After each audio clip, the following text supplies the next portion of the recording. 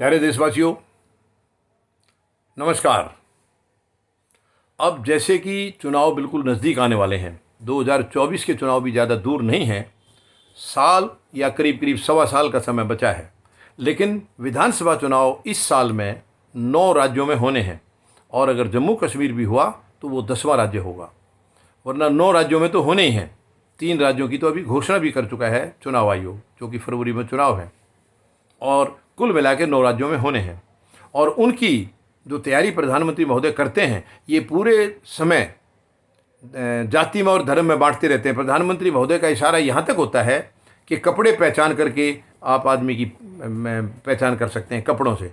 कितनी शर्मनाक है, एक प्रधानमंत्री के मुंह से ऐसा शब्द निकलता है। तो वो सब समझते हैं देशवासी को वो किसके लिए कहा गया है। और अब इन्होंने जो 2 दिन की एग्जीक्यूटिव कमेटी की मीटिंग हुई है बीजेपी की, उसमें प्रधानमंत्री महोदय ने कहा है कि सभी देशवासियों के दरवाजे पर जाइए, सभी मुस्लिम के दरवाजे पर जाइए, चाहे वो आपको वोट दे रहे हैं या नहीं दे रहे हैं, सबके पास जाइए।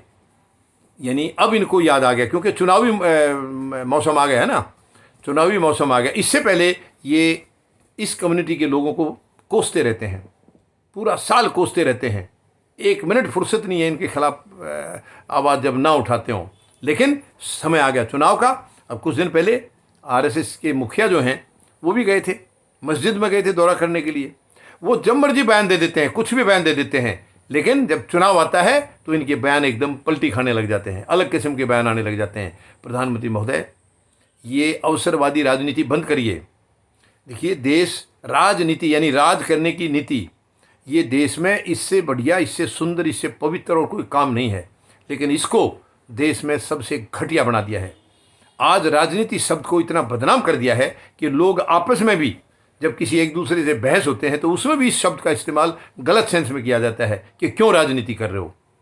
यानी कोई आदमी आपस में कोई गलत दिशा पकड़ रहे हैं, गलत बयानबाजी हो रही है, तो वहाँ भी राजनीति शब्द का इस्तेमाल होने लग गया, जबकि राजनीति जैसा शुद्ध काम कोई है नहीं, राज करने की नीति।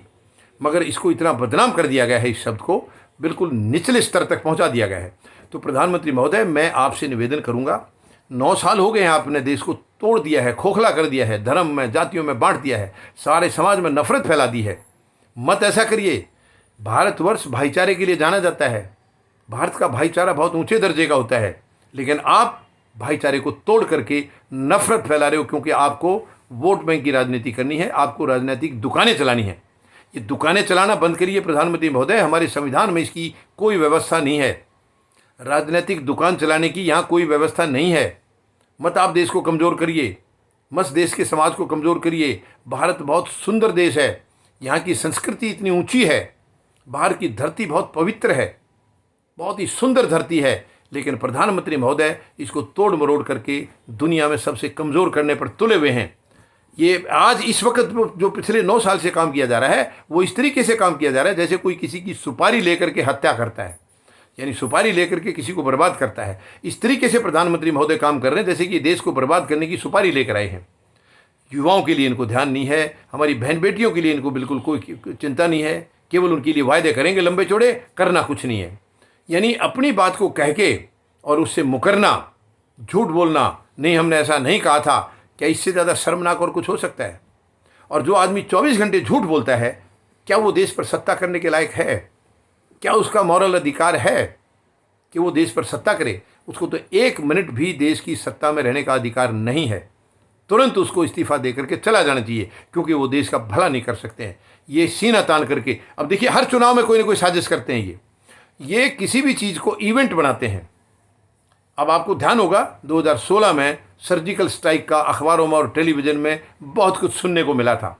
सीना तान के प्रधानमंत्री महोदय ने, और हमारे जो अंधभक्त हैं वो बड़ी तारीफ़ें कर रहे थे कि देखा प्रधानमंत्री महोदय ने सर्जिकल स्ट्राइक किया, जबकि सर्जिकल स्ट्राइक कोई नई बात नहीं है।